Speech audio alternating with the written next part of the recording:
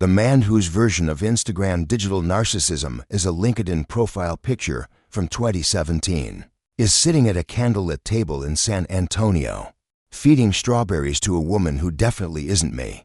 The caption reads, "Sometimes the universe sends you exactly what your soul needs. Grateful for this beautiful energy exchange. Welcome to my Wednesday morning in March.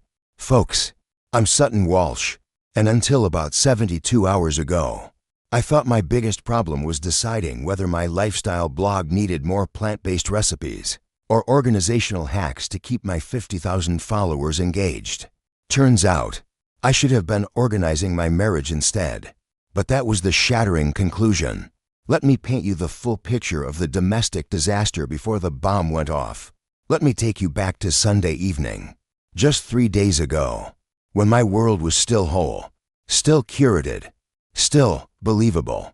Our apartment in Austin was a testament to minimalist design and my husband's philosophy on life.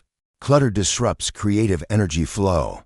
Babe, Bennett would say, gesturing around our living space, which was decorated in 50 shades of white and beige. It was a beautiful space, I'll admit. Sunlight poured through the floor-to-ceiling windows, glinting off the polished concrete floors and the single, artfully placed fiddle-leaf fig in the corner. It was the kind of apartment that looked incredible on Instagram, a perfect backdrop for my content, which was precisely why Bennett had insisted we get it. I was 29, running a moderately successful lifestyle blog called The Curated Self. It was my baby, built from late nights and endless cups of coffee. I wrote about sustainable fashion, morning routines that promised productivity, and the life-changing magic of a well-organized pantry. Bennett, who was 32 and owned his own cybersecurity consulting firm, found my career charmingly quaint. He supported it in the way a man supports his wife's hobby, patting me on the head for my follower milestones while subtly reminding me that his work was the one that really mattered. His work was serious. It involved government contracts and national security. My work involved finding the perfect filter for a photo of avocado toast. That Sunday evening, the air in our apartment smelled of roasted chicken and rosemary. I was testing a new recipe for the blog. Bennett was in our bedroom, packing an overnight bag. It was a familiar ritual, one that had been a constant feature of our 4-year marriage. "San Antonio again?" I asked, leaning against the doorframe of our bedroom. He looked up from folding a crisp, white button-down shirt into his leather weekender bag. His dark hair was perfectly styled, his jawline sharp. He was a handsome man. I had always thought so. He had a way of looking at you that made you feel like you were the only person in the world. A skill that I now understand is less about genuine connection and more about high-level salesmanship. "You know it," he sighed, feigning exhaustion.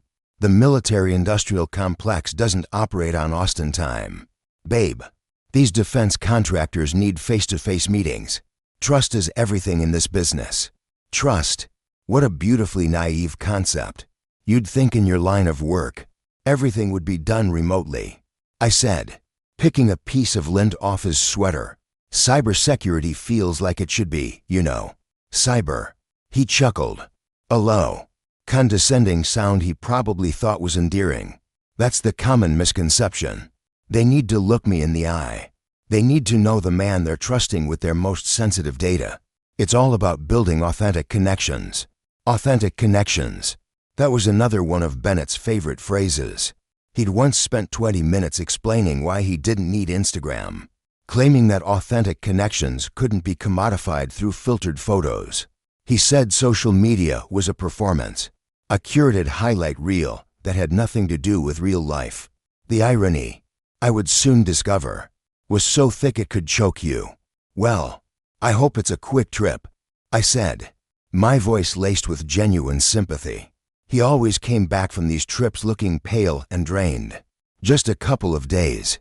I'll be back Wednesday afternoon. Don't wait up for me tonight. It'll be another one of those long client dinners." He zipped up his bag and pulled me into a hug. He smelled of expensive cologne and subtle deceit. "You know how these business meals are, Sutton. Too much wine, too much rich food. I'll probably barely sleep. For years, I had accepted this narrative without question. Bennett, the devoted husband, sacrificing his personal comfort for our professional success. He was the provider, the warrior wrestling with government contracts so I could write about the best way to fold a fitted sheet. He made me feel safe, taken care of, and just a little bit clueless. I now realize the clueless part was the only thing he was being honest about. He kissed my forehead, a gesture that felt less like affection and more like a final check on a securely locked box. "I'll call you when I get to the hotel. Drive safe," I said, watching him walk toward the door. "Always do." He gave me one last smile, a perfectly crafted performance of a loving husband heading off to do important work. Then the door clicked shut, and I was alone in our silent, minimalist apartment, surrounded by the evidence of a life I thought was real. I spent the next 2 days in my usual routine. I woke up early, did my 30-minute yoga flow, made a green smoothie, and started creating content. I wrote a blog post about 5 ways to detox your digital life. Ironically, I engaged with my followers, responding to comments and DMs. I lived my life through a screen, curating an image of serene, organized domesticity. I had no idea that just 100 miles down the highway, my husband was curating a completely different life with someone else. The unraveling began on Tuesday night. It was late, close to 2 in the morning. I couldn't sleep, a rare occurrence for me. I was doing my usual mindless scroll through Instagram stories, half watching someone's mundane grocery shopping expedition, when a news story popped up at the top of my feed. The account was called Sacred Floatigan. Instagram's algorithm had probably suggested it to me because we followed some of the same Austin-based yoga studios and wellness brands. Curiosity got the better of me. I tapped on her profile picture. It was a young woman, maybe 26, with long blonde hair and the kind of serene, all-knowing smile that only yoga teachers and cult leaders seem to master. Her bio read, Tegan Morrison, yoga guide, spiritual seeker, embracing divine feminine energy, Austin and beyond. Her feed was a sea of ethereal shots of her in complicated yoga poses, holding crystals, and staring pensively at sunsets. It was the kind of content I saw every day, predictable and harmless. I tapped on her story. The first slide was a video of a candlelit table, a glass of red wine, and a plate of chocolate-covered strawberries. The second slide was a selfie of Tegan, looking blissfully happy. The location tag at the top of the screen read, Bohemia River Cafe, San Antonio. My heart didn't just drop, it evaporated. Bohemia River Cafe. It was the same restaurant Bennett had sent me a picture from last weekend. He'd claimed he was there networking with potential investors. "This place has the best steak in Texas." His text had read, "Wish you were here." My breath hitched. It had to be a coincidence. San Antonio was a big city. People ate at the same restaurants. I was being paranoid. I was a wife whose husband traveled a lot for work, and I was letting late-night anxiety get the better of me. Then I swiped to the next slide in her story. It was a short video, a boomerang of her clinking her wine glass with someone else's. My eyes weren't on the glasses. They were on the hand holding the other glass. A man's hand. A hand I would recognize anywhere because I had been holding it for years. I saw the glint of metal on the wrist. My stomach twisted into a knot so tight I thought I might be sick. It was the vintage Rolex I'd bought him for our 2nd anniversary. And then, I saw it. A tiny, silver scar on his index finger, right near the knuckle. A scar from a childhood bicycle accident. A story he had told me 100 times. The air left my lungs in a single, silent gasp. The screen of my phone seemed to glow with a terrible, undeniable truth. It was Bennett's hand. It was Bennett's watch. He was in San Antonio, at a romantic restaurant, with a spiritual yoga teacher who was not his wife. Suddenly, I wasn't a lifestyle blogger in a minimalist apartment. I was a detective at a crime scene, and my phone was filled with evidence. I did what any rational, slightly caffeinated woman would do at 2 in the morning. I went full digital investigator. I didn't cry. I didn't scream.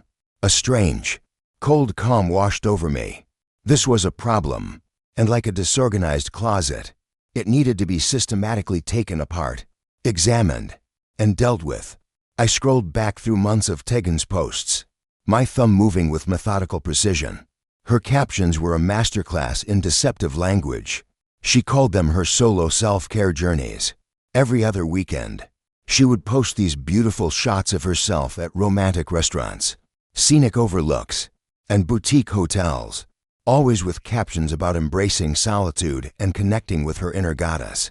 Her comments were filled with praise from her yoga students. "You're such an inspiration, Tegan, teaching us all how to love ourselves." Meanwhile, I was the one at home, fielding Bennett's calls about how exhausting his networking dinners were, how he couldn't wait to get home to our quiet, peaceful life. I opened my calendar on my laptop, creating a split screen. On one side was Tegan's Instagram feed. On the other, the dates of Bennett's business trips. My fingers flew across the keyboard, my heart pounding a steady, furious rhythm against my ribs. March 2nd, Bennett in San Antonio for a crucial defense contract meeting. Tegan posting sunset photos from the Riverwalk with the caption, "Perfect evening for soul reflection." The photo was taken from a balcony that looked suspiciously like it belonged to a hotel room. A room for two. February 19th, Bennett in San Antonio, networking with high-level government contacts.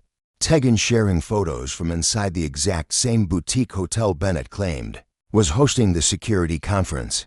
Her caption, "Solo retreat to realign my spiritual compass." In the reflection of a mirror behind her, I could just make out the corner of a man's travel bag, a leather weekender bag that looked identical to the one currently missing from my husband's closet. February 14th, Valentine's Day. Bennett was supposedly home with a terrible case of food poisoning. He'd spent the day in bed while I brought him soup and watched romantic comedies alone. Tegan's Instagram feed showed a picture of two pairs of hands, side by side, covered in flour. The caption read, "Learning to make pasta from scratch. Sometimes the most loving act is creating something beautiful together." The location tag was a high-end culinary school in Dallas. The man's hand wore a familiar Rolex. The evidence was so overwhelming it was almost insulting. Did they think I was completely oblivious? Or maybe Bennett assumed I was too busy curating content about morning routines to notice his afternoon routines included another woman. The most infuriating part wasn't even the cheating itself. It was the sheer audacity of documenting it. They had created this elaborate public performance. Bennett was the overworked entrepreneur. Tegan was the enlightened woman embracing solitude. And I was the supportive, unsuspecting wife, the perfect fool in their perfectly curated narrative. I sat there on our expensive beige sofa as the first light of dawn began to creep through the windows, illuminating the dust motes dancing in the air. The screen of my phone was a gallery of my husband's secret life. My marriage wasn't just broken. It was a carefully constructed lie, a piece of performance art I had unknowingly co-starred in. As the sun rose over Austin, I realized something profound. This wasn't just about infidelity. This was about a complete and utter disrespect for my intelligence. Bennett thought he was clever. Tegan thought she was spiritual. What they didn't realize was that their digital footprints told a completely different story to anyone who was paying attention. And trust me, I was about to start paying very, very close attention. The woman who curated her life for a living was about to start curating theirs. The next morning, I did what any self-respecting millennial does when their world implodes. I made coffee strong enough to wake the dead and started researching like my life depended on it. Because, apparently, it did. Discovering your husband's affair through Instagram is like finding out Santa isn't real by catching him switching price tags at Target. The magic is gone. But suddenly, everything makes horrible, perfect sense. All the late nights, the unexplained exhaustion, the sudden need for privacy on his phone, it all clicked into place with sickening clarity. My first move was strategic. I wasn't going to confront him. Not yet. Confrontation would lead to denial, gaslighting, and a messy, emotional battle I wasn't prepared to fight on his terms. No, This required a different approach. He was a cybersecurity expert who believed he was untouchable in the digital world. I was about to show him that the biggest security threat isn't a hacker from a foreign country. It's a wife with a good Wi-Fi connection and a righteous sense of fury. I created a burner Instagram account. My new persona was wellnesswander_Jenny. I chose a generic, inoffensive name that sounded like it belonged to someone who owned a lot of beige linen. The profile picture was a stock photo of a woman's back as she looked out over a mountain vista. The bio was a masterpiece of wellness cliches, just a girl seeking alignment, following the sun, fueled by matcha and good intentions. I populated the feed with stock photos of green smoothies, inspirational quotes about finding your authentic self, and pictures of sunsets. It was the basic white girl aesthetic, refined to a science. It was bait. Within 6 hours, I had a bite. Tegan had not only followed me back, but she'd also sent me a direct message. Hey Jenny, your energy feels so aligned with mine. Love your content. Have you ever considered trying hot yoga? It's life-changing. Hot yoga. The irony was thicker than Bennett's lies about working late. I typed back a cheerful, friendly reply. Oh my God. I've been meaning to. I'm new to Austin, so I'm still finding my community. Your page is such an inspiration. I had her, while my fake Instagram persona was busy building a digital friendship with my husband's mistress. I decided to do some old-fashioned detective work, the kind that doesn't require filters or hashtags. I called Bennett's office, Rodriguez Security Solutions. His assistant, Madison, answered on the second ring. She was a sweet girl, probably 23, who thought her job was a stepping stone to a career in tech, but was mostly just a glorified scheduler who made $12 an hour. Rodriguez Security. This is Madison. Hi, Madison. It's Sutton, I said, my voice so sweet it could have given diabetes to an artificial sweetener factory. I'm sorry to bother you, but I was trying to plan a surprise for Bennett, and I need your help. I wanted to double-check his schedule for the next few Fridays. Oh, that's so sweet. Of course. Let me see. I heard the clacking of a keyboard. Well, that should be easy. Mr. Rodriguez arranged to have all Fridays as remote work days for the foreseeable future. He said the commute was killing his productivity, so he's been working from home most Fridays for the past several months. My blood ran cold. Fridays, the same days he always claimed he had to drive to San Antonio for early morning client meetings. He wasn't even bothering to go into the office to maintain the lie. Oh, that's wonderful, I said, forcing a cheerful tone. He's been so stressed about those San Antonio contracts. It's nice that he has more flexibility to manage them. San Antonio contracts. Madison sounded genuinely confused. I don't think we have any active contracts in San Antonio right now, Mrs. Rodriguez. Most of our government work is with the Austin Office of Homeland Security. Let me check the client list. No, that's okay. I cut her off quickly. I must have gotten the cities mixed up. You know how he is. Always talking about work. It all blends together.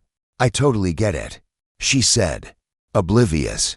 Is there anything else I can help you with? That's all. Thanks, Madison. You're a lifesaver. I hung up the phone, my hand trembling slightly. The beautiful thing about lies is that they require maintenance, like houseplants or, well, marriages. And Bennett had apparently been neglecting both. He wasn't just lying to me. He was constructing an entirely fabricated professional reality. My next call was to my sister, Brooklyn. She lives in Dallas and has the emotional intelligence of a forensic psychologist, combined with the moral flexibility of a reality TV producer. She was exactly who I needed. Sutton, honey, you sound terrible, was the first thing she said after I laid out my discoveries. I hate to be the one to tell you this, but now that you mention it, I think I saw Bennett here in Dallas about 3 weeks ago. My blood pressure spiked so hard I could have powered the entire Texas grid. Dallas. He told me he was in San Antonio that weekend for a security conference. Yeah, it was a Saturday. I was at Whole Foods in Preston Hollow. He was with some blonde woman. Very yoga-y looking. I thought maybe it was a client or something. But they were shopping together. You know how couples shop. She was picking out organic kale while he held the basket and looked miserable. It was a classic domestic scene. Did you talk to him? My voice was barely a whisper. I waved, but he totally pretended not to see me. He grabbed the woman's arm and practically sprinted to the checkout line like the store was on fire. I thought it was weird. You know, because Bennett usually loves to corner me and talk my ear off about his latest business ventures. But this time, he looked like a ghost. Dallas. They weren't even staying in San Antonio anymore. They had upgraded their affair to a bigger city. While Bennett told increasingly elaborate stories about non-existent defense contractors, the audacity was breathtaking. That afternoon, I did something I hadn't done in months. I deep cleaned our apartment. Not the surface-level tidying I usually documented for my blog, but the kind of aggressive, cathartic cleaning that happens when you need to channel murderous energy into something productive. I scrubbed floors, decluttered closets, and purged anything that felt tainted by his lies. And that's when I found it. The motherlode. Bennett keeps everything for tax purposes. Gas receipts, meal receipts, hotel confirmations. He's obsessively organized about his finances. It's one of his more endearing traits. Or at least it was. Back when I thought his anal retentive record-keeping was just quirky entrepreneur behavior, rather than evidence management. Hidden in the back of his desk drawer, underneath a stack of legitimate business expenses for his Austin-based clients, was a large manila envelope. Inside, I found a whole collection of romantic weekend documentation. The receipts told a story of a relationship I wasn't part of, but was apparently funding through our joint account. There was a charge for a couple's massage at a luxury spa in Dallas. Dinner for two at Uchi, a restaurant I'd been wanting to go to for my birthday. Hotel charges for king-sized beds and champagne service from boutique hotels I'd never heard of. There were receipts from wine tastings in Fredericksburg, art galleries in the Bishop Arts District, and even that cooking class for couples at the Central Market Culinary School. The cooking class receipt was dated February 14th, Valentine's Day. The same Valentine's Day Bennett had claimed to have food poisoning, spending the entire day moaning in bed while I catered to his every need. I sat there on our pristine hardwood floor, surrounded by the paper trail of my husband's other life, and I started laughing. It wasn't a happy laugh. It was the hysterical, unhinged laughter that bubbles up when your brain shorts out from processing too much absurdity at once. He had spent Valentine's Day learning to make pasta with another woman, while I had spent it playing nurse to his fake illness. The man who claimed he was too busy for date nights had been taking elaborate romantic vacations every other weekend for 8 months. But the real kicker, the detail that sent me from devastated to absolutely furious, was a small, elegant receipt from a jewelry store in Dallas. It was dated March 1st, the very same week he had sat me down and told me we needed to be more careful with our spending, because business was a little slow and he was worried about cash flow. He'd bought her jewelry while telling me we couldn't afford to renovate our guest bathroom. My laughter died in my throat, replaced by a cold, hard resolve. I took out my phone and began to photograph every single piece of paper, every receipt, every hotel confirmation, every romantic dinner charge. My phone's gallery, usually filled with artfully arranged flat lays and pictures of my cat, transformed into a museum of financial and emotional infidelity. With each click of the camera, my grief and shock crystallized into something much sharper, much harder, and infinitely more dangerous: determination. That evening, Bennett was due home. He'd be walking through that door expecting his loving wife, a warm dinner, and the comfortable lies of our shared life. He had no idea he was walking into a freshly cleaned, meticulously documented crime scene, and that the lead investigator was waiting for him with a smile. He came home right on schedule, his usual Wednesday routine playing out like a tired sitcom rerun. A kiss on my forehead, a complaint about the traffic on I-35, a question about dinner plans, He moved through our apartment like an actor who had been playing the same role. For so long he'd forgotten it was a performance. "How was your day, babe?"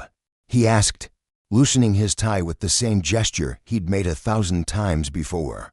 "Oh, you know, the usual," I said, stirring a pot of pasta sauce with perhaps more aggression than was strictly necessary. Posted some new content, engaged with my followers, did a little research. He hung his jacket in the closet, his back to me. "Research for what?" "Just some new wellness trends," I said breezily. "Apparently, hot yoga is really popular right now, and couples cooking classes. Who knew?" Bennett paused for just a fraction of a second. It was a micro-expression, a flicker of something panic, fear, that an outsider would have missed. But I had been married to him long enough to read him like a book, even a book full of lies. "Sounds interesting," he said carefully, turning to face me. He had his neutral expression on, the one he used when negotiating contracts. "Maybe we should try some new activities together sometime." "Absolutely," I agreed, giving him a smile so wide it probably looked unhinged. "I've been thinking we don't spend nearly enough quality time together. Maybe we should plan a romantic getaway soon. I heard Dallas has some amazing couples experiences." The color drained from Bennett's face so quickly I thought he might actually faint right there, in our minimalist kitchen. "Dallas," he repeated, his voice weak. "MHM. Brooklyn was just telling me about all these wonderful places couples can visit there. Spas, cooking schools, romantic restaurants. Apparently, it's become quite the destination for weekend getaways." Bennett opened and closed his mouth several times, looking like a fish who had suddenly realized it was no longer in water. Maybe we should stick closer to home," he finally managed to say. "You know how I feel about travel after all these business trips." "Of course," I said sweetly, turning back to my pasta sauce. "Though, I find it so interesting how some people manage to make travel look so relaxing and spiritual. Like they're not working at all, just enjoying life." And that's when I realized the most beautiful part of this entire disaster. He had no idea I knew. He thought he was still in control, still managing his two completely separate lives. He thought my comment about Dallas was just a coincidence. He still believed he was the smartest person in the room. You know what they say about assumptions. They make an ass out of you and me. Well, Bennett and Tegan were about to get a master class in exactly how idiotic they'd been for assuming I was just another clueless wife. His performance wasn't over. I was just about to change the lighting, the script, and the entire audience. The crucial discovery, the one that shifted my entire strategy from simple exposure to a full-blown military-grade operation, came through my fake Instagram friendship with Tegan. Because apparently, when people think you're a random wellness enthusiast named Jenny, they share way more than they should. Over the next 3 days, my demise with Sacred Floatigan became a fire hose of oversharing and spiritual bypassing. She told me about her struggles with finding a partner who truly saw her, how her current relationship lacked spiritual depth, and how she had recently met someone who just got her on a soul level. "It's complicated, Jenny," she wrote late one night. "He's in a marriage that's more of a business arrangement. There's no real connection there.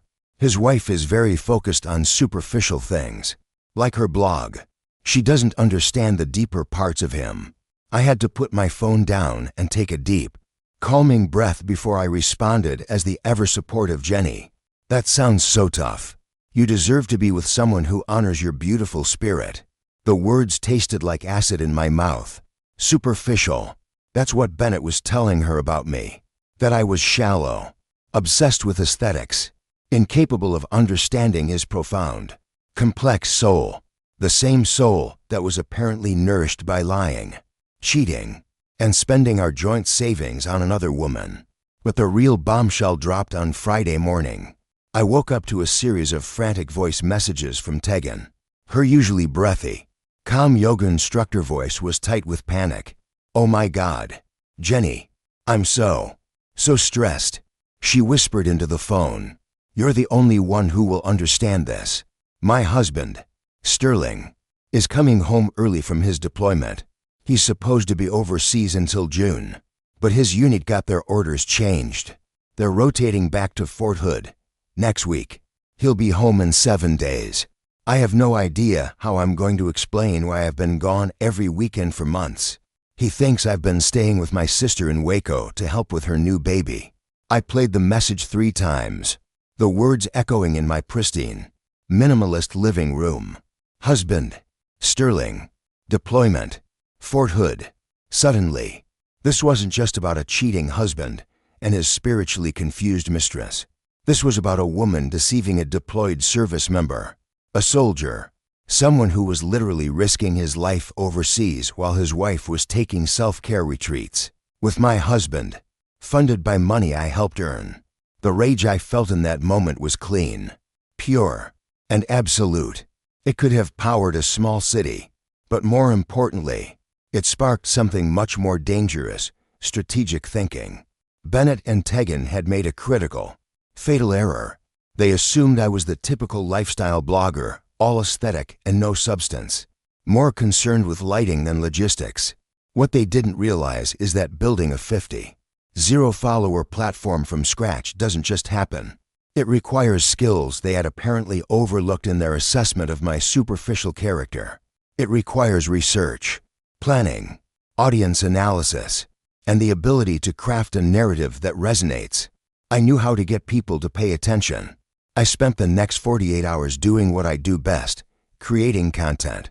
Except this time, my target audience wasn't wellness enthusiasts looking for morning routine inspiration. My audience was Karma, and she was about to get the most comprehensive, well-documented presentation of her long and storied career. My plan formed with chilling clarity. A simple divorce wasn't enough. Bennett and Tegan had built an elaborate public performance of lies. They deserved an equally public downfall built on undeniable truth. And now, thanks to Tegan's panic confession, I had the perfect catalyst: Sterling Morrison.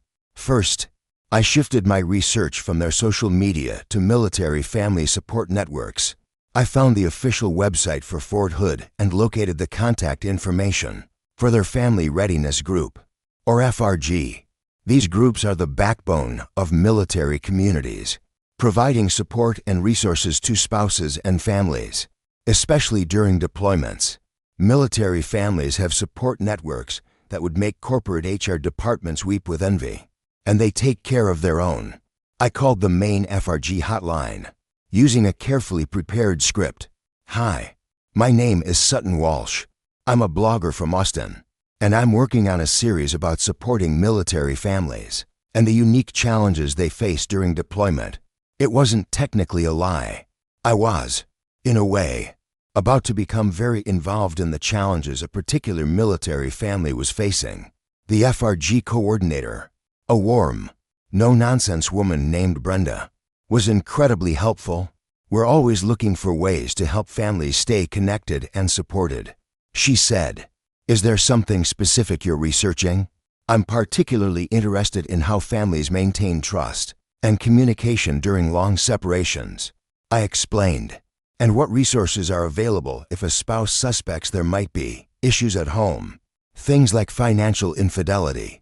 For instance, Brenda's tone became slightly more serious. "Well, that's a very important topic.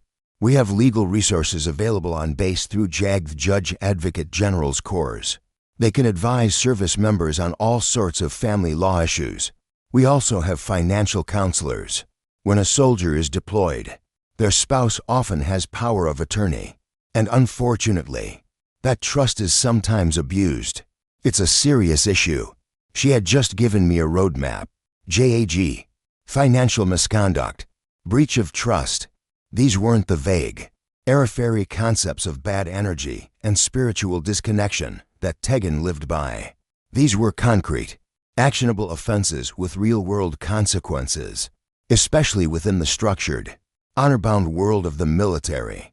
Brenda connected me with several other military spouses online, who shared resources, articles, and, most importantly, the proper channels for reporting concerns about a family's welfare without sounding like a hysterical, Anonymous tipster. I learned that evidence is paramount. Documentation is king. Emotion is irrelevant. It was a language I understood perfectly. Meanwhile, my fake friendship with Tegan was paying dividends. She had latched onto Jenny as her personal therapist, a neutral third party to whom she could confess her sins, under the guise of seeking spiritual guidance. The thing is, Jenny, Sterling is such a good person. She confided during one of our late-night DM conversations. But we just grew apart when he deployed. He's all about duty and honor. And I've been on this journey of self-discovery. I met Samian Bennett who just understands my spiritual journey better. He supports my growth as a person. Bennett supports her growth. The same Bennett who once told me that my blog was a cute way to keep busy. The same Bennett who had dismissed my interest in a business strategy seminar because it clashed with one of his networking weekends. That sounds really challenging. I typed back as Jenny, my fingers steady. How long has your husband been deployed? 8 months. She replied, it's been so hard. But I've been using this time to really focus on my own healing. I've been taking these amazing weekend retreats to work on myself. Weekend retreats. With my husband. Using money from our joint bank account. While her husband was serving his country overseas. Tegan's oversharing wasn't just giving me moral outrage. It was giving me a complete timeline of their affair. Detailed accounts of their activities. And now, her husband's exact return date. That's when I realized the beautiful, terrible symmetry of what was about to happen. See, Bennett thought he was the mastermind of this operation. He'd created elaborate business trip cover stories, managed separate relationships, and maintained his reputation as a devoted husband and a serious professional. But Bennett's background is in cybersecurity. He thinks in terms of digital threats and firewall protection. He's used to defending against external attacks. What he didn't account for was an inside job. He never imagined that the person sleeping next to him was capable of social media warfare. I spent Tuesday night creating what I privately called the Sterling package. It was my masterpiece. Military personnel have access to legal resources that make civilian divorce attorneys look like mall kiosk lawyers. They also have zero tolerance for conduct that brings dishonor upon the uniform, especially when it involves deceiving a deployed service member. The package was meticulous. I printed out high-resolution, color screenshots of every single incriminating Instagram story and post from Tegan's account, every romantic restaurant check-in, every boutique hotel humble brag, every caption about her solo journey. Next to each one, I placed the corresponding hotel receipt, dinner bill, or credit card statement from Bennett's secret envelope, showing the people were present and that our joint funds were being used. I created a comprehensive timeline in a spreadsheet, cross-referencing Bennett's fake business trip dates with Tegan's self-care retreat posts.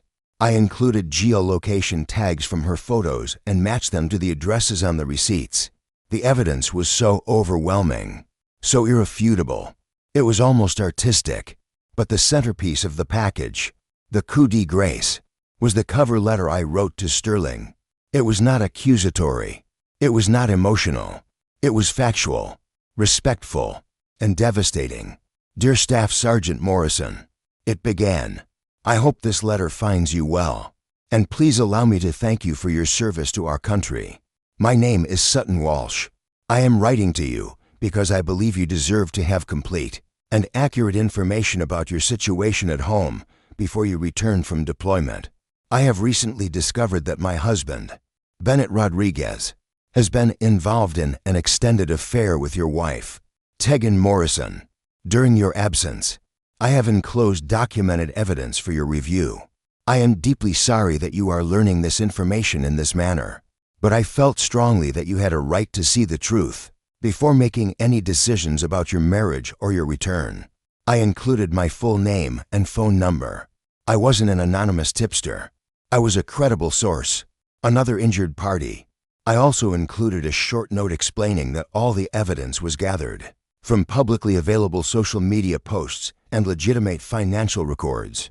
There was no illegal hacking or invasion of privacy, just the simple act of connecting the dots that they had so arrogantly left scattered in plain sight. By Wednesday, Tegan had unwittingly given me their plans for the upcoming weekend. Bennett was, of course, scheduled for another crucial contract negotiation in San Antonio starting Friday. She told Jenny that she and Bennett were going to spend one last perfect weekend together in Dallas before Sterling came home and she had to navigate that difficult transition. The beautiful irony was that for once, Bennett was telling the truth. The weekend ahead was going to be crucial. It was going to make or break his business, his reputation, and his entire life. He just had no idea that I was the one closing the deal. By Thursday evening, everything was in place. The Sterling package was printed, organized in a sleek black binder, and sealed in a FedEx overnight envelope addressed to Staff Sergeant Sterling Morrison at his unit's address at Fort Hood. My own documentation of Bennett's deception was organized, backed up to the cloud, and ready for deployment. All I had to do now was sit back and watch the people who thought they were smarter than everyone else discover exactly how much they had underestimated the woman they chose to deceive. The countdown to justice had officially begun, and I was the one who had pressed the button. Friday morning arrived with the kind of crisp, bright March weather that makes you believe in fresh starts and new beginnings. The irony was not lost on me. Bennett left for his crucial San Antonio business meeting at 7 a.m., looking every bit the serious executive. He was dressed in a tailored suit, his leather weekender bag in hand. He kissed my forehead, the gesture now feeling like a cold, sterile transaction. "Don't wait up for me tonight, babe," he said, his voice smooth and practiced. "These defense contractor dinners run late. You know how it is." "Of course, honey," I said, handing him his travel coffee mug. I gave him a smile so genuine, so full of wifely support, that he actually paused. He looked at me for a moment, a flicker of something unreadable in his eyes. Maybe it was a sliver of guilt. More likely, it was self-satisfaction. "You look beautiful today," he said, as if bestowing a great compliment. "I hope everything goes exactly as planned," I replied, my voice even and calm. And oh, it absolutely would. Just not his plan. The moment his car pulled out of our driveway, Operation Digital Justice shifted from the planning phase to execution. I drove to the nearest FedEx office, the black binder containing the Sterling package feeling heavy and righteous on the passenger seat. I handed the envelope to the clerk, paid for priority overnight shipping with guaranteed Saturday morning delivery, and watched as she placed it in the bin. There was no turning back now. The missile was launched. I spent the rest of Friday in a state of hyper-aware calm. I went to a yoga class, not hot yoga, just a regular vinyasa flow, and moved through the poses with a focus I hadn't felt in months. Every stretch, every breath, felt like I was wringing the last bits of grief and victimhood out of my body. I was no longer the woman who cried over her husband's betrayal. I was the architect of his consequences. By 9 a.m. on Saturday morning, I knew the package had been delivered. The FedEx tracking update on my phone confirmed it, delivered, and signed for at Fort Hood Military Mail Processing. The beauty of military protocol is that everything gets documented, time-stamped, and handled with the kind of attention to detail that would make Bennett's cybersecurity clients weep with envy. Sterling Morrison had his evidence. Now, all I could do was wait. I tried to distract myself by working on my blog, but the words felt hollow. How could I write about 5 tips for a mindful morning when my own mind was a buzzing hive of savage anticipation? I deep cleaned the kitchen instead, scrubbing countertops with a vengeance, imagining I was erasing the last 8 months of lies from our home. The call came at 10:47 a.m. The caller ID was a number from Killeen, Texas, the city adjacent to Fort Hood. My heart hammered against my ribs, but my hand was steady as I answered. "Hello, ma'am. Is this Sutton Walsh?"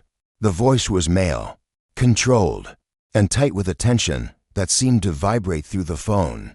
"This is she. Ma'am, this is Staff Sergeant Sterling Morrison. I received your package this morning. I need to ask you some questions." I sat down at my spotless kitchen island. "Of course. Sergeant Morrison, I'm so sorry you had to find out this way. The evidence you provided, he said, his voice flat and devoid of emotion.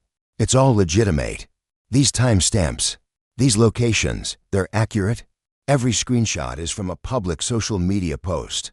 Every receipt is from our joint banking account. Every hotel confirmation was in my husband's email inbox, which I have legal access to as his spouse. I can provide additional verification and digital copies if you or your legal counsel require them. I made sure to use the words legal counsel. I wanted him to know I was thinking strategically, just like he was.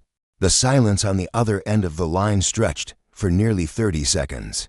I could hear him breathing, a slow, steady cadence that I recognized as the sound of someone trying to keep their fury on a very short leash. When he spoke again, his voice carried the kind of cold, hard edge that probably made enemy combatants reconsider their life choices. Ma, A.M., I want you to know that I appreciate you bringing this to my attention. Before I walked into this situation blind, that took courage. Sergeant Morrison, I just believe that people deserve to know the truth before they make life-altering decisions about their marriage and their future. Yes, ma'am, I agree, he said. There was another pause, and then he added, his voice dropping to a low, dangerous tone, and ma'am, I hope you know that your husband is about to have a very, very different weekend than he's expecting. He hung up. I exhaled a breath I didn't realize I had been holding. Phase 1 was complete. The ally had been activated. I spent the next 3 hours in a state of suspended animation, alternating between pacing my apartment and refreshing my email, half expecting some kind of digital fallout. The world outside my windows continued on, oblivious. People walked their dogs. Joggers ran along the trail by the lake. Life in Austin moved on. But inside my minimalist sanctuary, a war was brewing. At 2:15 p.m., my phone started buzzing with notifications. The first wave of the tsunami was about to hit. The first call was from Madison, Bennett's assistant. She sounded genuinely panicked. Sutton, I'm so sorry to bother you at home on a Saturday, but Bennett's not answering his phone. I've left him 3 voicemails and a dozen texts. I have 3 of his biggest clients trying to reach him about project updates, and I don't know what to tell them. Do you know if he's okay? I'm sure he's fine. Madison, I said, my voice a soothing balm of fake concern. He's probably just in back-to-back meetings. You know how these San Antonio contracts require his full, undivided attention. But that's the thing, she said, her voice rising in pitch. I called the Hotel Valencia where he usually stays for his San Antonio trips just to see if I could leave a message for him with the concierge. They said he doesn't have a reservation this weekend. And then Mr. Henderson, his main San Antonio client contact, called looking for Bennett because their Monday meeting got moved to next week, and he couldn't reach him. The beautiful, intricate web of lies. It required perfect coordination to maintain. And Bennett was about to discover that his coordination had some serious, gaping holes. His entire professional persona was built on a foundation of sand. And the tide was coming in fast. That's strange, I said, feigning confusion. I'm sure there's a simple explanation. Maybe try his cell again in an hour. He'll probably surface once his meetings are over. Okay, I'll try that. Thanks, Sutton. She sounded unconvinced, but she hung up. The second call came less than an hour later, at 3:08 p.m., from a number I didn't recognize. I let it go to voicemail. A message popped up a moment later. It was a shaky, tearful voice that was almost unrecognizable. It was Tegan. I decided not to call back immediately. I let her marinate in her panic. Let her wonder. Let her try to reach Bennett, who was probably, at that very moment, dealing with a very angry staff sergeant in a Dallas hotel room. I pictured the scene with a grim satisfaction. Sterling, in uniform, standing with military bearing, holding the binder of evidence while Bennett's smug, self-assured world crumbled around him. Instead, I made myself a cup of tea and sat on my balcony, overlooking the city. For the first time in months, I felt a sense of peace. It wasn't happiness. Not yet. It was something deeper, more satisfying. It was the feeling of control, the feeling of taking back my own narrative. At 4:20 p.m., the call I had been waiting for finally came. The screen lit up with his name, Bennett. I let it ring 3 times before answering, just to let his anxiety build. "Hello," I answered, my voice deliberately casual. "Hey, babe." His voice was strange. It was overly cheerful, stretched thin and tight like a rubber band about to snap. It was the voice of a man trying very, very hard not to have a complete and total breakdown in public. "So, slight change of plans for tonight." "Oh," I said, taking a slow sip of my tea. "Everything okay?" Yeah, everything's great. The client meeting, it got postponed, rescheduled. So, I'm actually heading home early. I should be back in a few hours." "Oh, that's wonderful, honey," I chirped, laying the sweetness on thick. "I'm so glad. I can't wait to hear all about your productive San Antonio meetings." There was a distinct pause on his end. I could almost hear the frantic whirring of the gears in his brain as he tried to recalibrate his lies. "Yeah, about that," he said, his voice dropping slightly. "The meetings were actually in Dallas this time. I think I mentioned Dallas. Right. The client relocated their main offices. It was a last-minute change. This was it. The moment I had been waiting for. The moment to gently, carefully, begin to tighten the noose." "Oh, you definitely said San Antonio." "Sweetie," I said, my voice light and airy. "I remember specifically because I was just thinking about what Brooklyn told me. But Dallas works too. Did you get a chance to visit any of those wonderful couples experiences she was telling me about?" The silence on Bennett's end was so complete, so absolute. I wondered if the call had dropped. I could picture his face, the blood draining from it, the dawning horror in his eyes as he realized this was not a coincidence. "Couples experiences?" he finally managed to stammer, his voice a full octave higher than usual. "You know," I said with relentless cheer, "those romantic restaurants and luxury spas she mentioned? Since you were in Dallas anyway for your boring business meetings, I thought you might have had time for some sightseeing. Maybe that cooking class she recommended." "I know," he said, his voice cracking. "No, it was all business. Very, very boring. I have to go. Babe, traffic is picking up. I'll see you soon." He hung up before I could reply. I set my phone down on the table, a slow, triumphant smile spreading across my face. He knew. He didn't know how I knew, but he knew that I knew. The carefully constructed wall between his 2 lives had just been breached, and he was driving straight into the heart of the ambush. The game had changed.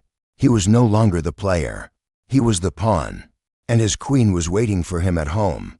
The 2 hours it took for Bennett to drive from Dallas to Austin were the longest of my life. My serene sense of control had been replaced by a thrumming, electric anticipation. This was the precipice. I was standing at the edge of my old life, about to watch it fall away into a canyon of his own making. I didn't tidy up. I didn't prepare a comforting meal. I simply sat on our expensive beige sofa, the same sofa where I had sat just nights before, piecing together his betrayal. I waited. When his key finally turned in the lock, the sound was unnaturally loud in the silent apartment. He pushed the door open and stepped inside, looking like a man who had been hit by a truck driven by karma itself. His suit jacket was rumpled, his tie was loosened, and his usually perfect hair was disheveled, as if he'd been running his hands through it repeatedly. His face was pale, almost gray, and his eyes darted around the room, finally landing on me. He looked like a cornered animal searching for an escape route where there was none. He didn't speak. He just stood there in the entryway, his weekender bag hanging limply from his hand. "Rough day of boring business meetings?" I asked, my voice dangerously calm. He swallowed hard, his Adam's apple bobbing in his throat. "Sutton, we need to talk." "Yes," I said, not moving from my spot on the sofa. I believe we do. He dropped his bag by the door and walked slowly into the living room, stopping a few feet away from me. He wouldn't, or couldn't, meet my eyes. He stared at a spot on the polished concrete floor, as if it held the answers to the universe. Something happened in Dallas. He began, his voice low and strained. It's a huge misunderstanding. A misunderstanding. I repeated, the words tasting like metal. Please, Bennett, enlighten me. I'm just a superficial lifestyle blogger who doesn't understand the deeper parts of you. Explain this misunderstanding in small words so I can keep up. His head snapped up, his eyes wide with shock. He had no idea I had been privy to his private conversations. This was the first confirmation he had that my knowledge went deeper than just a lucky guess about Dallas. How did you know I said that? Oh, Tegan is quite the conversationalist, I said breezily. She was very concerned about your marriage. You know, the one that's just a business arrangement. She and I have been having some very aligned conversations. Her energy is just beautiful, don't you think? The color that had been slowly returning to his face vanished completely. You've been talking to Tegan? Oh, not me. Silly. My friend Jenny has. Wellnesswander_Jenny. You should check out her Instagram page. It's full of inspirational quotes about living your authentic truth. You two would have so much in common. He stared at me, his mouth slightly agape.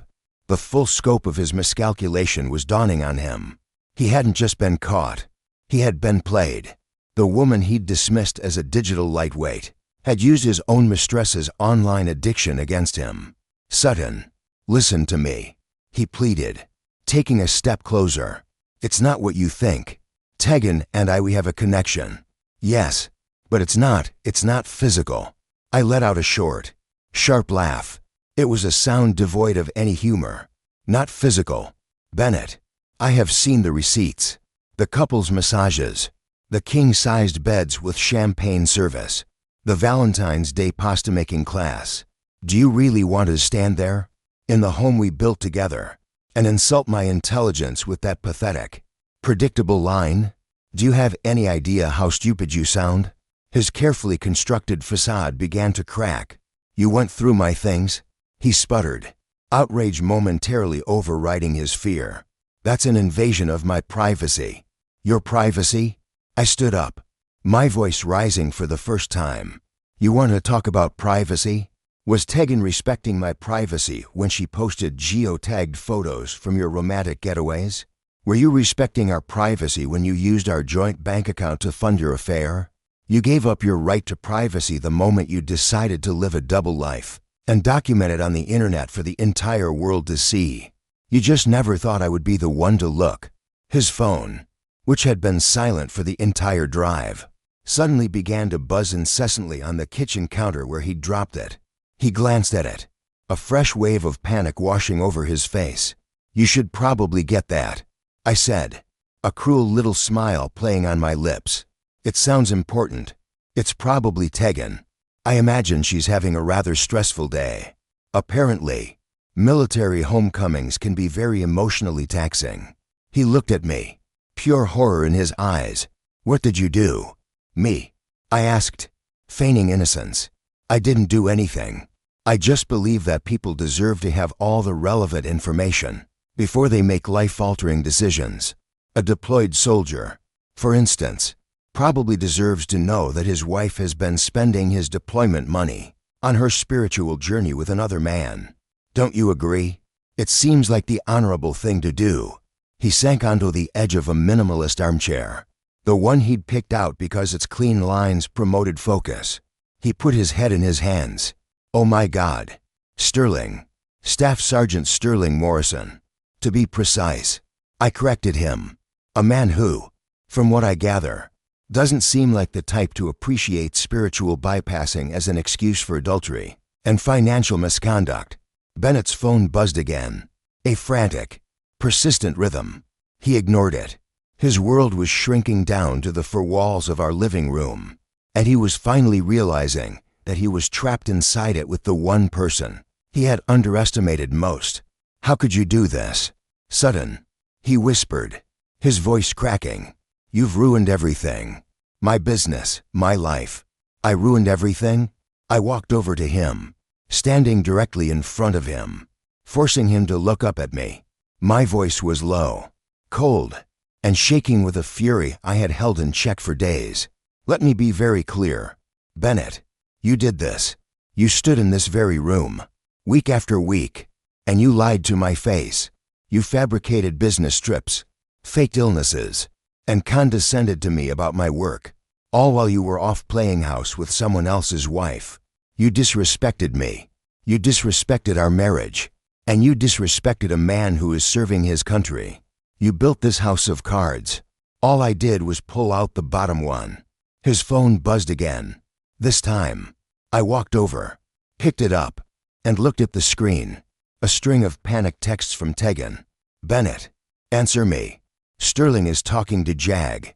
He knows everything. He says he's going to ruin me. He's talking about conduct unbecoming and financial fraud. What does that even mean? You have to talk to him. You have to fix this. I read the messages out loud, my voice dripping with mock sympathy. Oh, dear. It sounds like Tegan's spiritual journey has hit a legal roadblock. Conduct unbecoming an officer's spouse. Financial fraud. Those don't sound like misunderstandings, do they? Bennett, they sound like consequences.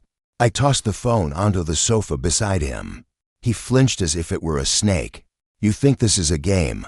He said, his voice a hoarse whisper. No, I replied, my voice softening into something even more dangerous. I think this is a reckoning. You and she created this elaborate fantasy world where your actions had no consequences, where you were the heroes of your own story, the overworked entrepreneur and the enlightened spiritual seeker. You thought you were so clever, so discreet, but you left a digital trail of breadcrumbs a child could follow. And you married a woman who builds her entire career on paying attention to the details. This isn't a game. This is a comprehensive audit of your character. And you, my dear husband, have failed spectacularly. I turned and walked toward our bedroom, the one we had shared for years. I'll be staying with Brooklyn for a while. I'd advise you to find a good lawyer, not just a divorce lawyer. You might be needing a different kind, a federal one. That was the moment the second part of my strategy began to unfold, because destroying his personal life was only half of the equation. His professional life, the one he had lorded over me for years, was built on the same foundation of lies, and I had the receipts to prove it. The beautiful domino effect, once set in motion, was a sight to behold. I didn't have to push or shove. I just had to step back and watch gravity and consequences do their work. I left our apartment that Saturday evening with a single suitcase and my laptop, leaving Bennett sitting amidst the ruins of his double life. I didn't look back. I drove to a hotel. Not my sister's. I needed a neutral space, a clean slate where I could direct the final phase of my operation with total clarity. As I checked into a sleek, impersonal room with a view of the Austin skyline, I felt a profound sense of release. I was no longer a wife. I was a commander in my own war room. Sunday was a day of calculated silence. I ignored the barrage of texts and calls from Bennett. They started as pleading apologies, then shifted to angry accusations, and finally devolved into desperate, rambling voicemails. I listened to one out of morbid curiosity. He sounded like a stranger, Winnie, self-pitying, and utterly baffled that his actions could have led to such a disastrous outcome. He still didn't get it. He wasn't sorry for what he did. He was sorry he got caught. Tegan also tried to reach me. A single, pathetic text message that slipped through my block filters. I know you hate me, but please, you have to help. Sterling is trying to take everything. This is a nightmare. I deleted it without a second thought. Her nightmare was of her own making. She was just another piece of collateral damage in the explosion Bennett had caused. But the real masterpiece, the part of the plan that went beyond personal revenge and into the realm of professional justice, was scheduled for Monday morning. Bennett's entire business, his identity as a successful cybersecurity expert, was built on a single, Vital commodity, trust. Specifically, the trust of the United States government. His contracts with the Department of Homeland Security and other federal agencies required him to maintain a high-level security clearance, a clearance that was contingent not just on his professional conduct, but on his personal character. Honesty, integrity, and reliability were not just buzzwords. They were contractual obligations, and I had a folder on my laptop filled with meticulously organized evidence, proving he possessed none of those qualities. It contained the receipts from his affair, all of which had been filed as business expenses. The romantic dinners in Dallas were logged as client entertainment. The couple's massage was listed as travel stress decompression therapy. The boutique hotels were submitted as conference accommodations. He hadn't just cheated on me. He had defrauded the federal government. He had used taxpayer money to fund his infidelity. At 8:00 a.m., sharp on Monday morning, my phone rang. The caller ID was a Washington, D.C. area code. Sutton Walsh. A brisk, professional voice asked, "Speaking. This is David Chen. I'm an investigator with the Office of Professional Responsibility for Homeland Security Contracting. I'm calling regarding your husband, Bennett Rodriguez. We received a credible report over the weekend containing some serious allegations, and we need to ask you some questions about his recent travel and expense reporting." A credible report. I smiled. Sterling had been busy. A call from a decorated staff sergeant about potential fraud involving a government contractor gets attention far faster than a call from a disgruntled wife. Sterling hadn't just initiated his divorce. He had fulfilled his duty by reporting a security risk. Bennett was no longer just a cheating husband. He was a liability. I'd be happy to help in any way I can. "Mr. Chen," I said, my voice calm and cooperative. "I have all of Bennett's recent receipts and travel documentation organized by date. If that would be useful for your investigation." There was a surprised pause on the other end of the line. Investigators are probably used to dealing with hostile or defensive spouses. They weren't used to one who had a complete dossier of evidence ready to go. "That would be extremely helpful, ma'am," he said, his tone shifting from professional curiosity to keen interest. "We're particularly interested in any discrepancies you might be aware of between his reported business locations and his actual travel destinations. I believe I can provide significant clarity on that matter," I said. "For the past 8 months, my husband's expense reports for business trips to San Antonio seem to correlate perfectly with personal, undocumented trips to Dallas and the surrounding hill country. I have financial records, location data from publicly available social media, and a detailed timeline. Where would you like me to send the file?" I spent the next hour on the phone with David Chen, methodically walking him through the evidence. I was no longer a scorned wife. I was a key witness in a federal investigation. I was calm, factual, and precise. I presented the information without emotion, letting the cold, hard data speak for itself. He asked sharp, intelligent questions, and I provided clear, verifiable answers. By the time the call ended, I knew I had hammered the final nail into the coffin of Bennett's career. His security clearance was, at a minimum, suspended pending a full investigation. His active contracts would be frozen. His reputation within the small, insular world of government cybersecurity consulting would be irrevocably destroyed. The very thing he had used to feel superior to Mehes important, serious job was about to be stripped away from him because of the lies he thought I was too simple to unravel. The rest of the week was a blur of legal consultations. I met with a divorce attorney, a sharp, elegant woman named Anita who looked at the evidence I had compiled and gave a low whistle of appreciation. "In 20 years of doing this," she said, peering over her glasses at my spreadsheet, "I have never seen a case so thoroughly documented by a client. Most people come in here with tears and vague suspicions. You've come in with a prosecution-ready case file. This won't be a divorce. This will be a surgical extraction. We filed for divorce on Wednesday, citing adultery and financial fraud. We filed for an emergency court order to freeze our joint assets, ensuring Bennett couldn't drain our accounts to pay for his mounting legal fees.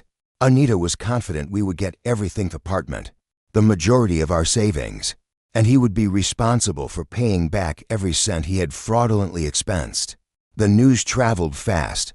By the end of the week, Madison, his former assistant, called me. She had been let go, as the company's assets were frozen. She called not for reference, but to tell me something. "I'm so sorry for what he did to you, Sutton," she said, her voice small. We all kind of knew something was off. He was so secretive, always taking calls outside. But I never thought, anyway.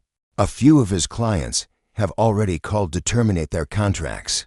The news about the federal investigation is getting round. It was a small thing, but it meant something. The people who had worked for him, who had seen his public face every day, were not surprised. They had seen the cracks, too. I was just the only one with the motive and the means to expose them. That Friday, exactly 1 week after I had mailed the Sterling package, I was in my hotel room, finalizing a rental application for a new apartment in a different part of town. My phone buzzed. It was a text from a number I didn't recognize, the same Colleen number as before. It was from Sterling. The message was short and to the point. "Just wanted to say thank you again. The divorce is proceeding. Jag is handling everything. I hope you're doing okay and getting the justice you deserve." I typed back a simple reply. "I am. Thank you. I wish you all the best in your new beginning." "You too, ma'am," he responded almost immediately. "You too." It was a strange, unexpected alliance. Two strangers, bound together by the betrayal of the people who were supposed to love them most. We had never met, and we probably never would, but in our own separate ways, we had helped each other reclaim our lives from the wreckage. He had given me the leverage I needed, and I had given him the truth he deserved. As I signed the lease on my new apartment, a place that was all mine, chosen by me, for me, I realized the full extent of my transformation. A week ago, I was a wife living in a carefully curated lie. Today, I was a woman building a new, authentic life on a foundation of hard-won truth.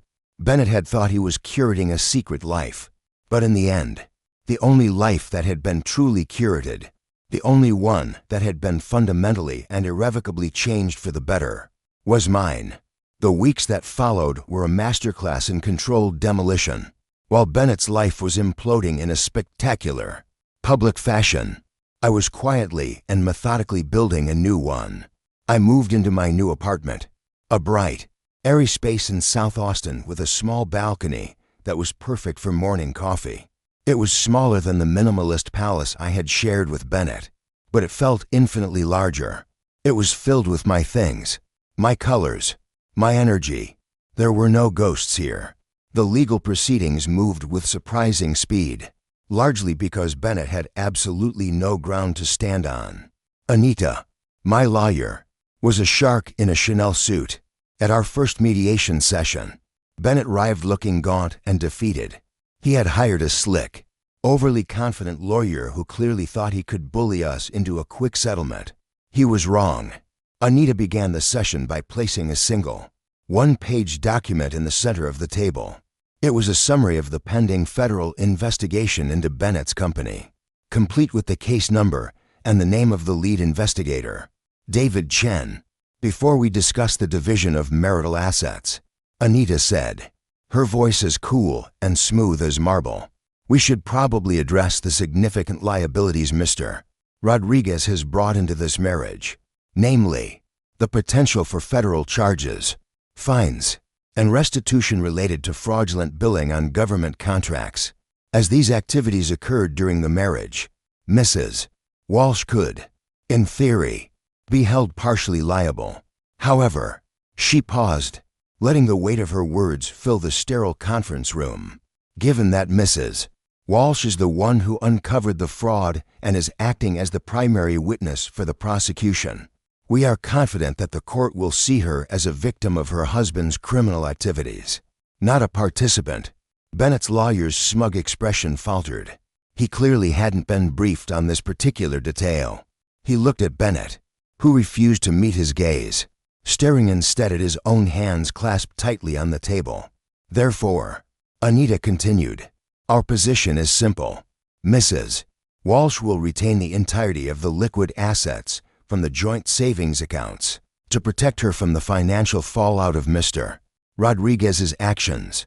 She will retain ownership of the Austin apartment, which we will sell to cover her legal fees and establish her new, independent life. Mr. Rodriguez will assume full and sole responsibility for any and all debts, fines, and legal penalties resulting from the federal investigation. He will also pay for her attorney's fees. In exchange, Mrs. Walsh will sign a standard non-disclosure agreement regarding the more personal details of their separation, contingent upon his full and immediate cooperation. It was a checkmate. She had used his own crimes as leverage. He could either give me everything and walk away with his personal disgrace kept relatively private, or he could fight us, force a messy public trial where his affair and his fraud would become public record, and likely lose everything anyway while also facing a harsher federal sentence. He looked up at me for the first time that day. His eyes were hollow, filled with a mixture of hatred and disbelief. He was looking at the woman who used to organize his sock drawer, the superficial blogger he had so easily dismissed, and seeing the architect of his complete and utter ruin. He saw his executioner. He nodded once, a sharp, defeated gesture. Fine, he croaked. Whatever, just fine. While the lawyers hammered out the details, I focused on my own future. My blog, The Curated Self, felt like a relic from another life. The woman who wrote about the joy of minimalist decor was gone. I couldn't, in good conscience, continue to project an image of serene domesticity that was a complete fabrication. The curated self I had been selling was a lie. So, I decided to burn it all down and build something new from the ashes. One evening, sitting on my new balcony with a glass of wine, I wrote a new blog post. It was different from anything I had ever written before. It was raw, honest, and stripped of all the usual lifestyle blogger jargon. I didn't use his name. I didn't use Tegan's name. I didn't share the salacious details. Instead, I wrote about the experience of discovering that the life you had carefully built was a lie. I wrote about the quiet, creeping dread of suspicion, the gut punch of confirmation, and the strange, cold clarity that follows betrayal. I wrote about the myth of the clueless wife and the danger of underestimating the woman standing next to you. I wrote about the power of paying attention, of trusting your intuition, and of using the very tools that were meant to deceive you as instruments of liberation. I titled the post, Curating the Truth. I hesitated for a long time before hitting publish. It felt terrifyingly vulnerable. It was the opposite of everything my brand had ever stood for. But it was the truth. It was my truth. I took a deep breath and clicked the button. I woke up the next morning to a digital explosion. The post had gone viral. It had been shared thousands of times on Facebook and Twitter. My Instagram DMs were flooded, not with questions about my skincare routine, but with messages from hundreds, then thousands, of women. I thought I was crazy. Thank you for making me feel sane. I've had that same feeling in my gut for months. Your post gave me the courage to start looking for answers. I'm a lawyer and I'm sending this to 3 of my clients right now. You've articulated something so powerful about digital evidence and female intuition. My follower count, which had hovered around 50,000 for a year, doubled in a week. Brand partnership offers started flooding my inbox, but they were different now. They weren't from companies selling artisanal candles. They were from cybersecurity firms wanting me to talk about personal digital security, from financial planning apps wanting me to create content about spotting financial infidelity, and from a book publisher wanting to know if I had ever considered writing a memoir. The beautiful, staggering irony was that Bennett's deception had given me something my curated content never could: authenticity. His lies, once exposed, became the foundation for my most compelling truth. His attempt to paint me as superficial and clueless had inadvertently revealed my greatest strengths, my attention to detail, my strategic mind, and my refusal to be a victim. His betrayal became my business model. His attempt to diminish me became my platform for empowerment. I started a new series on the blog called Digital Forensics for Everyday Life. I taught my followers how to check location data on photos, how to spot inconsistencies in stories, and how to legally access shared financial records. I wasn't just a lifestyle blogger anymore. I was a goddamn warrior, arming other women with the tools they needed to protect themselves. A month later, I got a call from a number I didn't recognize. It was a woman who introduced herself as a producer for a major morning news show. "We saw your blog post, Curating the Truth," she said, her voice bright and enthusiastic. It struck such a chord with our audience. "We're doing a segment on relationship fraud in the digital age, and we were wondering if you would be interested in coming on the show to share your story." Anonymously, of course. I looked around my sunny new apartment, a space that was entirely mine, paid for by the dissolution of a life I was glad to be free of. I thought about Bennett, who, according to a mutual acquaintance, was now living in a cramped studio apartment in Houston, working a low-level tech support job. I thought about Tegan, whose social media had gone completely dark. Her journey of self-discovery had led her to a destination of total obscurity. They had tried to write me out of their story, to cast me as a minor, clueless character in their grand romance. But I had taken their script, rewritten it from my perspective, and sold it to a much bigger audience. "Actually," I said to the producer, a confident smile spreading across my face, "I don't think I need to be anonymous. My name is Sutton Walsh, and I'd be happy to tell my story." This was my narrative now, every last empowering word of it. 6 months later, I'm sitting in a green room at a television studio in New York City, sipping coffee that costs more than Bennett's current daily meal allowance. An audio technician is clipping a tiny microphone to the lapel of my blazer, the same blazer I bought with the first advance from my book deal. The book, tentatively titled The Sterling Package, is a guide for women on navigating digital infidelity and reclaiming their power. It's a how-to manual for dismantling a life built on lies and building a better one from the rubble. The segment producer, a young woman with a relentlessly cheerful demeanor, pops her head into the room. 5 minutes. "Sutton, you ready to do this?" "More than ready," I say, and the words feel truer than anything I've ever said. I look at my reflection in the brightly lit mirror. The woman looking back at me is different from the one who was compulsively organizing her pantry 6 months ago. Her eyes are clearer, sharper. There's a new hardness there. But it's not bitterness. It's resilience. It's the look of a woman who has walked through fire and discovered she is fireproof. The aftermath of Operation Digital Justice played out with the kind of poetic symmetry that makes you believe the universe occasionally has a wicked sense of humor. Bennett's downfall was swift and absolute. The federal investigation concluded that his creative expense reporting had violated about 17 different government regulations. Turns out, when you bill taxpayers for client meetings that are actually romantic getaways, federal auditors don't call it creative accounting. They call it felony fraud. His security clearance was permanently revoked. His cybersecurity business, built entirely on a reputation for discretion and trust, collapsed faster than a house of cards in a hurricane. His clients, mostly government agencies and defense contractors, fled as if his company were radioactive. They have this funny thing about hiring consultants who can't pass basic security protocols in their own lives.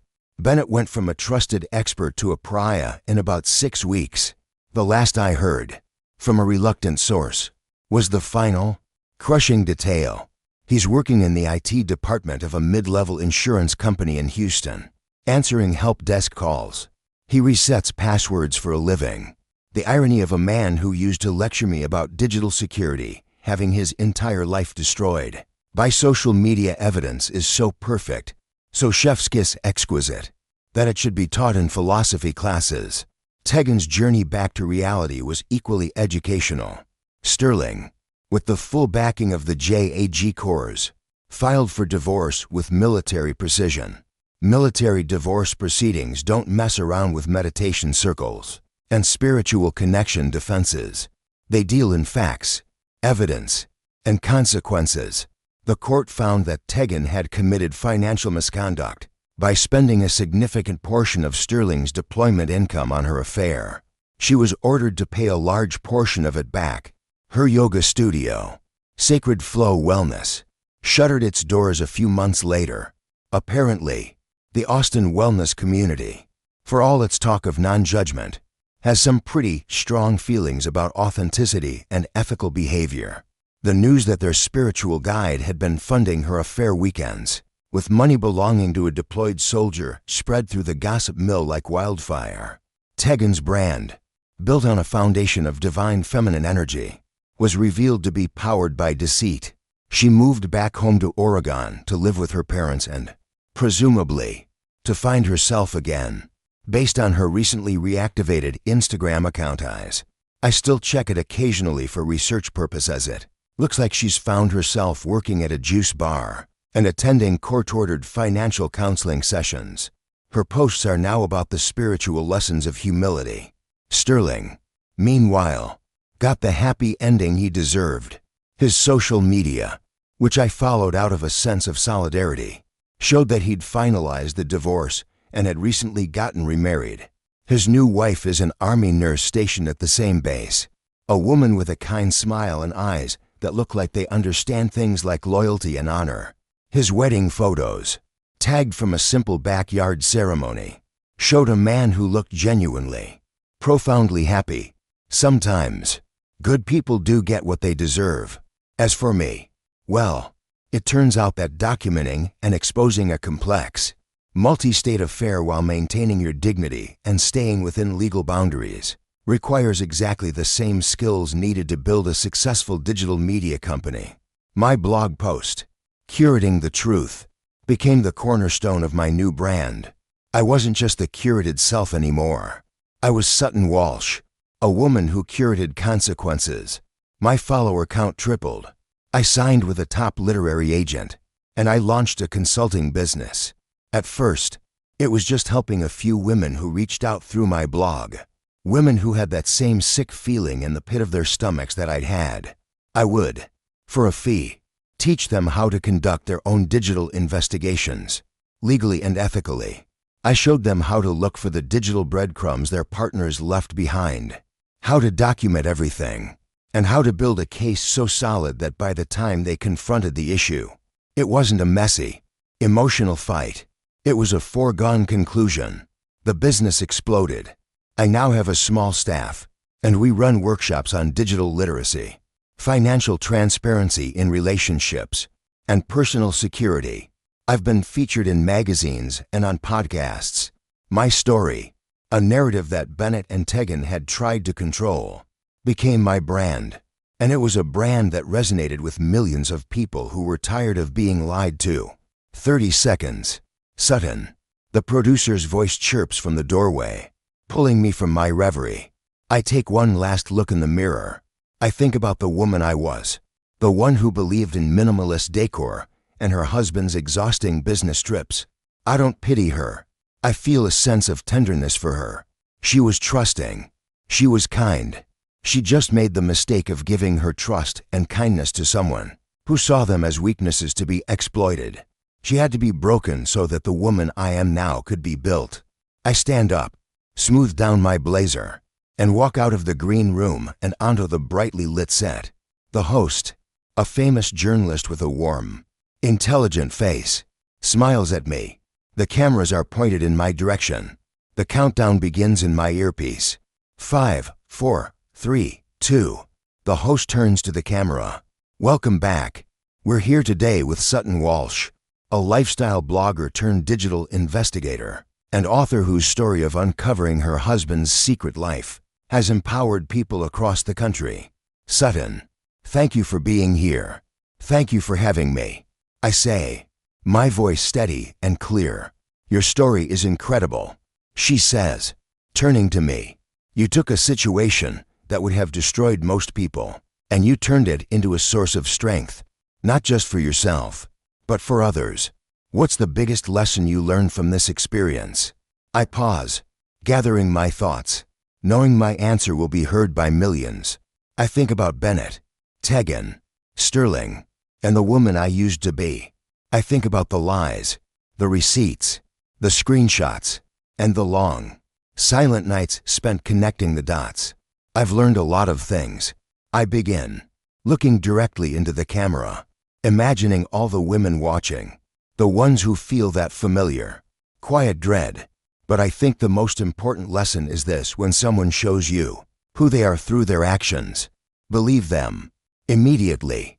No amount of explanation, justification, or talk about spiritual awakenings can change the fundamental fact that they chose deception over honesty. That's a powerful statement, the host says, nodding. And the second lesson, I continue, feeling a surge of energy, is that the people who underestimate you are usually the ones who have the most to fear from you. My husband never valued my organizational skills, my attention to detail, or my digital expertise until I used all three to dismantle the world of lies he had so carefully constructed. He saw my strengths as hobbies. That was his fatal mistake. I can see the crew behind the cameras nodding. I know this is resonating. This is the truth. So, what's your advice? The host asks, to someone at home right now who might be in the situation you were in. Someone who feels that something is wrong, but is afraid to look for the truth. I lean forward slightly, my voice becoming more intimate, more direct. My advice is to trust your gut, and then gather your data. Don't let anyone convince you that your intuition is just paranoia. Your intuition is a highly sophisticated data processing system, but it needs evidence to back it up. Don't get emotional. Get organized. Don't get revenge. Get leverage. The best revenge isn't a screaming match. The best revenge is building a case so strong and a life so good that their betrayal becomes nothing more than a footnote in your own success story. The interview was a turning point. After it aired, my life accelerated in ways I could never have anticipated. The book deal became a bestseller. The consulting business expanded, and I started getting invitations to speak at conferences not about lifestyle blogging, but about digital ethics, crisis management, and the power of narrative. I became, to my own surprise, a leading voice on the subject of modern betrayal and digital forensics. It turned out there was a huge market for the truth. I've learned to live with the strange duality of my new reality. My success was born from my deepest pain. My public platform was built on a private humiliation, but I refuse to see it as a dark cloud. I see it as alchemy. I took the lead of my ruined marriage and spun it into gold. These days, I wake up every morning in the Austin apartment I chose, in the neighborhood I love, building a business I am deeply passionate about. My life is my own. I don't check anyone else's schedule. I don't have to listen to fabricated stories about business trips, and I don't wonder what secrets are hiding in joint bank accounts. The only life I curate now is my own, and every part of it is authentic. I've learned some fundamental truths about marriage, trust, and the spectacular stupidity of people who think they're smarter than everyone else. First, trust, once broken, can never be fully repaired. It can be patched up, glued back together, but the cracks will always be visible. And sometimes, the cracks are a warning sign that the entire foundation is rotten. Bennett didn't just make a mistake. He revealed his character, and his character was fundamentally flawed, built on a bedrock of arrogance and deceit. Second, the best revenge isn't getting even. It's getting better. Every skill Bennett dismissed, every talent he overlooked, every strength he minimized became the exact tool I needed to build a better life without him. My obsession with organization, which he found quaint, allowed me to build an airtight case against him. My understanding of social media, which he disdained as superficial, became my weapon and then my career. He tried to put me in a small, decorative box, but he inadvertently gave me the tools to build a skyscraper. Third, and perhaps most importantly, never trust someone who claims to support your growth while actively stunting it. A real partner doesn't feel threatened by your success. They celebrate it. They don't manage your potential. They amplify it. Bennett needed me to stay small so he could feel big. He needed my world to revolve around him so he wouldn't have to confront the emptiness of his own. His betrayal wasn't just about another woman. It was about his desperate need to maintain control over a narrative where he was the hero, and I was a supporting character. The greatest gift he ever gave me was showing me that I was meant to be the star of my own story. Yes, I'm dating again. Carefully, selectively, and with the kind of background-checking skills that would make government investigators proud. My new partner, a kind architect who finds my spreadsheet skills impressive rather than quirky, knows my whole story. He's not intimidated by it. He says any man who would underestimate me is a fool. He's right. Sometimes, late at night, I allow myself to think about Bennett. I don't feel anger anymore, or even pity. I just feel a profound sense of distance. He's a character from a book I read a long time ago. A catalyst for the plot who became irrelevant once the protagonist found her strength. He thought he was managing me, controlling information, keeping me in the dark. What he actually did was give me the greatest education of my life. He taught me that I am perfectly capable of handling the truth, investigating deception, and creating consequences for people who mistake kindness for weakness. My book tour is starting next month. The first stop, ironically, is Dallas. I look at the itinerary, at the sold-out venue, and I smile. I wonder if Bennett will hear about it. I wonder if Tegan will see a poster for it while she's blending a kale smoothie. I wonder if they'll finally understand that they weren't the main characters in a secret romance. They were the villains in a survivor's story, and the survivor was about to get a standing ovation. So to anyone out there, man or woman, who is living with that quiet, gnawing suspicion that something is wrong, listen to it. To anyone who feels like they're being made to feel small, or crazy, or superficial for noticing the details that don't add up, you are not crazy. You are observant. And to anyone wondering if they're smart enough, strong enough, or capable enough to handle whatever truth they're avoiding, let me tell you something. You absolutely are. The people trying to convince you otherwise, they're usually the ones who need you to stay in the dark so they can stay comfortable. In their world of lies, don't let them. Turn on the lights. It might be blinding at first, and you might not like everything you see, but it's the only way to find your way out. Trust me on this one. I have the receipts to prove it.